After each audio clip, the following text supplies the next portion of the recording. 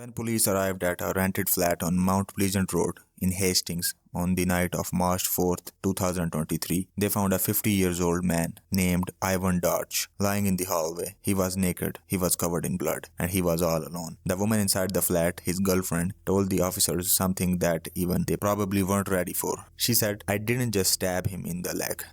I poured bleach in his eyes." That woman was Marlena Shiibashi. She was 38 years old, a talented pianist and a music teacher living in East Sussex. She was known locally as someone who nurtured musical growth in children and adults alike, marketing herself on social media as a caring educator. She even referred to herself online as a piano Mary Poppins. And on that night in March, she poured bleach onto her sleeping boyfriend's face and then stabbed him in the groin with a knife, and later admitted in court that she wanted to harm his penis but missed. This is a story of what happened inside that flat, how it reached a courtroom, and what it says about things we still don't talk about enough. And if you like the content, like the analysis, consider subscribing. Let's head back to the case. To understand the night of the attack, you have to understand the relationship that led to it. And by relationship, that word does not have a heavy lifting here, because what Darsh and Shiibashi had wasn't a typical relationship or a partnership. The court heard that the couple had been in a violent on and off relationship since 2011. That's over a decade.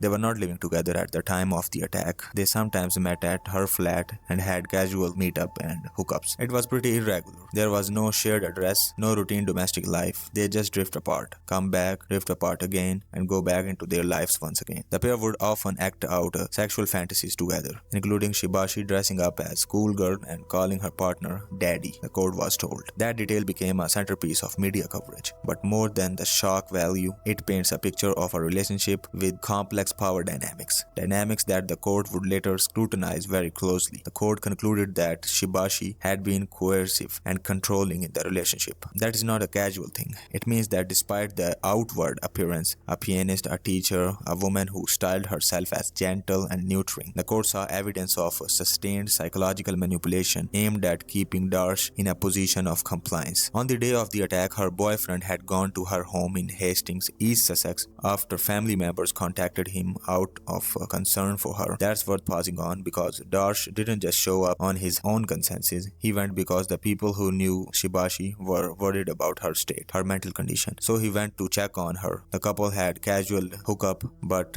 when she failed to climax, he left because he had some chores to do. He ran errands, normal stuff. He returned a little later and the couple watched a movie together before the man turned over to go to sleep. And here's where it turned. The court heard Shiibashi try to initiate intercourse with him by fondling him under the sheets, but he told her, "Please don't," and then he went to sleep. That refusal, those two words, became the trigger. Not for a conversation, not for frustration that simmers and fades, but for calculated, multi-step attack on a sleeping man. She told the court that she grabbed a kitchen knife and bleach and poured the bleach in the glass, then she poured it on his closed eyes. Think about that sequence. She didn't act on impulse the way someone throws a glass in anger. She got up, she went to the kitchen to get a knife, she went to the bathroom to get the bleach, she poured the bleach into a glass, a deliberate transfer, not just grabbing a bottle. And then she walked back to the bed where Darch was sleeping and poured the chemical directly onto his face. The victim told the court, "My next memory was a liquid being poured over the left side of my face. When I inhaled it, I realized it was bleach. Got into his eyes, his nose, his ears. He couldn't see. The room was dark. He was completely disoriented. Despite being temporarily blinded by the chemical, he used his phone's flashlight to try and find his clothes. He was fumbling in the dark, trying to get dressed, trying to get out, and while he was doing that, while he was blinded and panicking, she stabbed him." The victim said he tried to use his phone torch to find his clothing and managed to get his socks on when he was stabbed in the groin. Blinded by the bleach, he described feeling warm liquid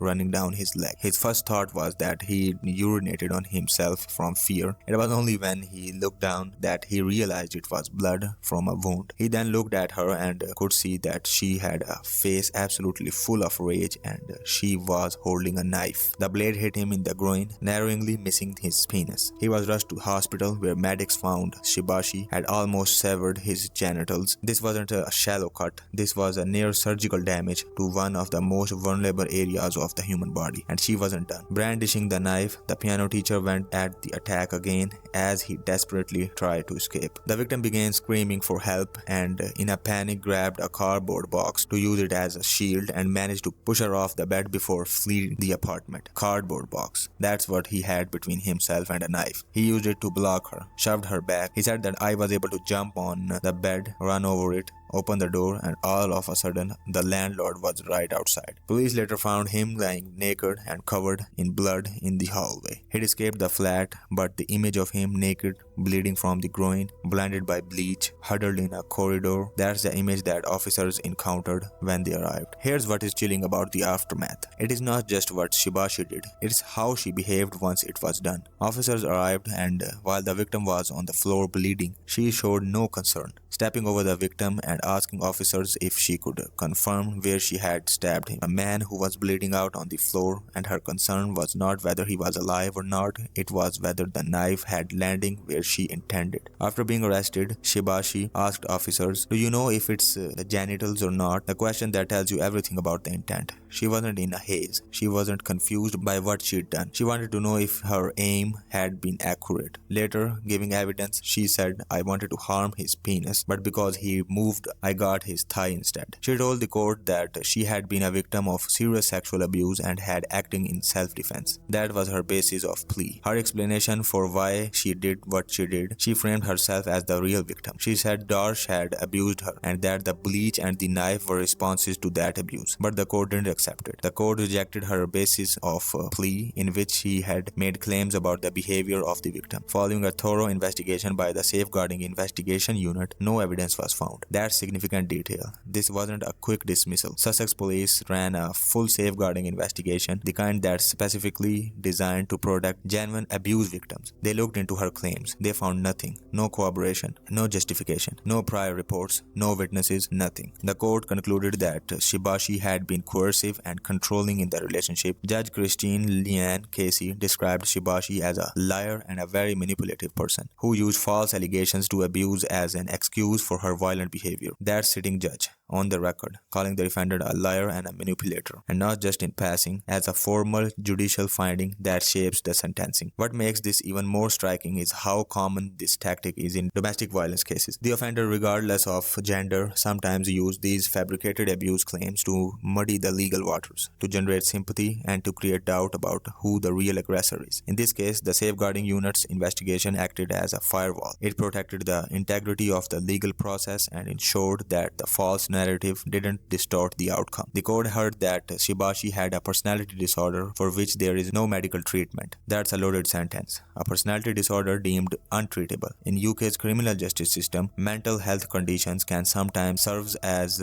mitigating factors in sentencing. They can reduce culpability, redirect offenders towards psychiatric care rather than in prison, or affect the length of the sentence.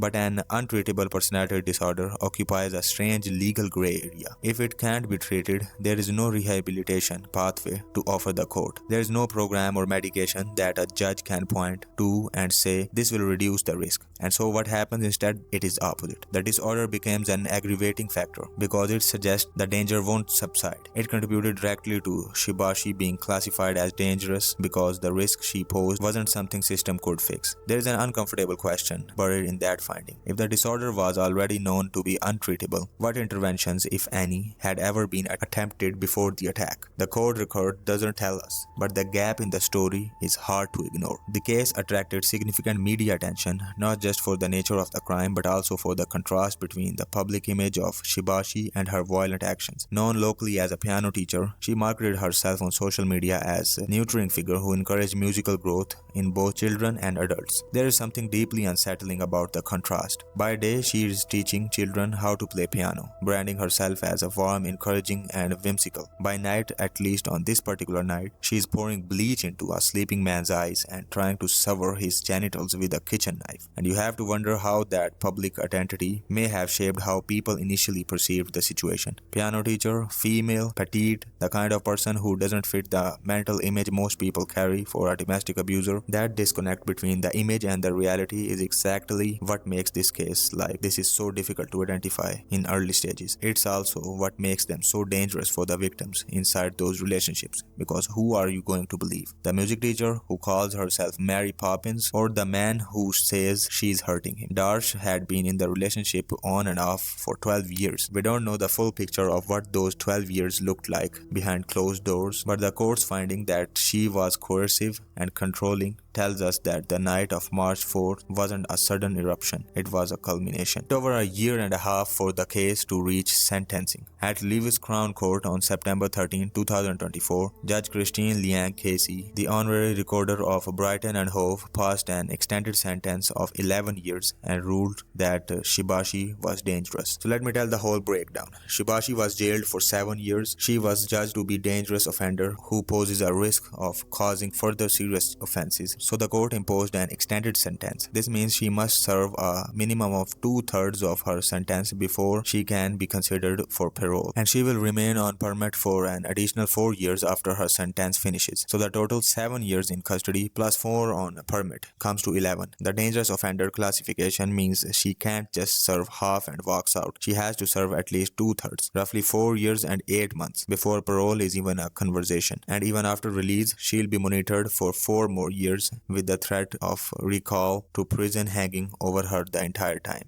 Judge Liang imposed an indefinite restraining order, forbidding Shiibashi from contacting Darsh in the future. Indefinite, not 5 years, not 10, forever. Judge Christine told the pianist, "I find you to be a liar and a very manipulative person who hides behind the story of being a serious abuser as an excuse to lash out at people both mentally and physically." Darsh, a 50-year-old man, said that since the attack he continued to have flashbacks and this had left him with anxiety and depression. That's the stated impact, the part he was willing to say in court. But consider the physical toll too. He was blinded by bleach, even if temporarily. He inhaled it. It contacted his nose and ear. He was stabbed in the inner thigh, close enough to his genitals that medics at the hospital flagged it as a near castration. We don't know, for the public record, the full extent of his long-term injuries, whether his vision was permanently affected, whether the chemical exposure caused respiratory damage, whether the stab wound left nerve damage or chronic pain. What we do know is that this man went to check on his girlfriend because her family was worried about her. He did something kind and he was attacked in his sleep for saying no to intercourse. Detective Constable Sally Coleman, the investigation officer, stated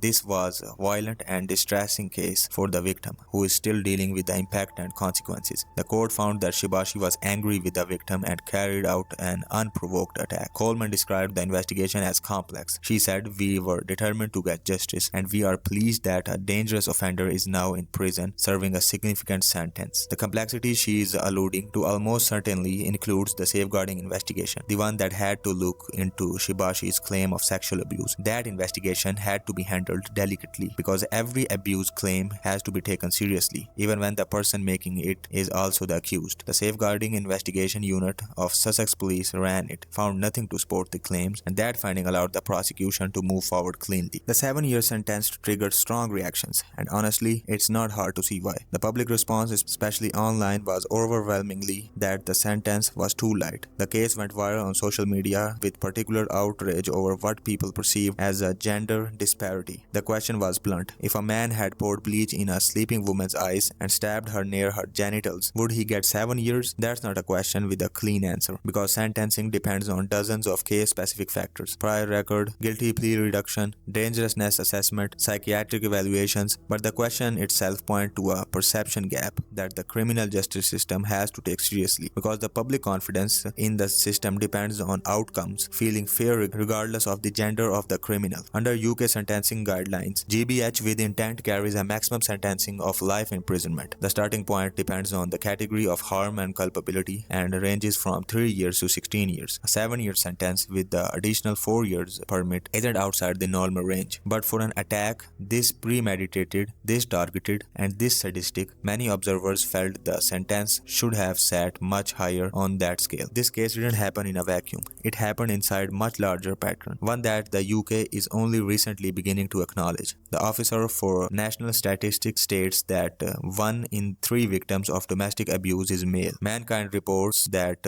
nearly half of male victims never tell anyone, which suggests that underreporting is significant. An estimated 2.2 million females and 1.5 million males experienced domestic abuse in England and Wales in the year ending March 2025. That's 1.5 million men, not a rounding error, not a footnote, a population the size of a major city. And yet the support infrastructure, the media coverage, the cultural awareness, none of it reflects that scale. Male victims often face additional barriers to reporting due to stigma, leading to underreporting. Male victims of violence may face socio-cultural issues such as judgment by peers or having their masculinity questioned. Women who assault their male partners are more likely to avoid arrest than men who assault their female partners, because female perpetrators of intimate partner violence tend to be viewed by law enforcement as victims. That's a systematic blind spot, and it is the one that cases like Darsh force into the open, because here was a man who was attacked in his sleep, nearly blinded, nearly castrated, and the criminal or the abuser still tried to claim she was the victim. Research on the training needs of the judges in relation to domestic abuse published in 2020 that showed local judges believe naturally that the victim, if female, of domestic abuse are at higher risk and higher harm than male victims. That's not a conscious bias, it's built-in assumption that shapes how cases are investigated, prosecuted, and sentenced. And when you combine that with social stigma that keeps men from reporting abuse in the first place, you get a system where male victims are invisible twice over, once in the home and once in the courthouse. Darsh's case is unusual not because the violence was unusual, but because it was prosecuted and reported. Most cases like this never make it past the front door. In court, she admitted to getting massively drunk and stoned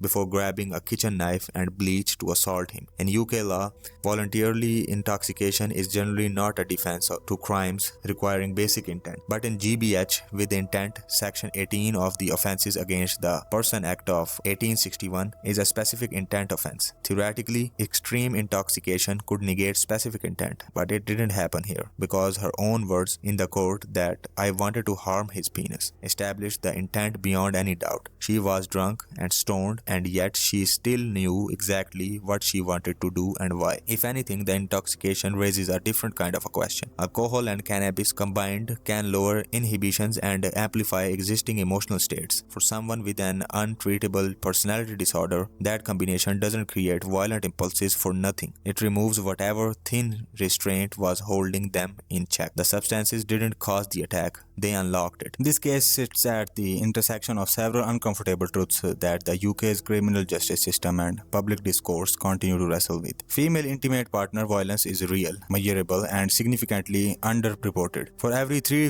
victims of domestic abuse, 2 will be female and 1 will be male. The ratio isn't even close to what most people would guess, because the cultural narrative, the one reinforced by media, by policy, by funding allocation, that framing isn't wrong. Women are disproportionately affected by the most severe forms of domestic abuse, and the systems built to protect them are essential. But the framing is incomplete, and when it's incomplete, people like Ivan fall through the cracks. Chemical assaults in domestic settings represents a particularly cruel form of violence. Bleach attacks carry the intent not just to hurt, but to disfigure, to mark, to destroy a personal ability to see, to function, to feel safe in their own skin. Genital targeted violence carries similar intent. It is not about causing pain in the moment, it's about destroying a person's body in the most intimate way possible. Combined, these 2 forms of assault represent something beyond a domestic argument that went too far. They represent targeted destruction. Shiibashi is serving her sentence. She was judged to be a dangerous offender who poses a risk of causing further serious offenses. She must serve a minimum of 2/3 of her sentence before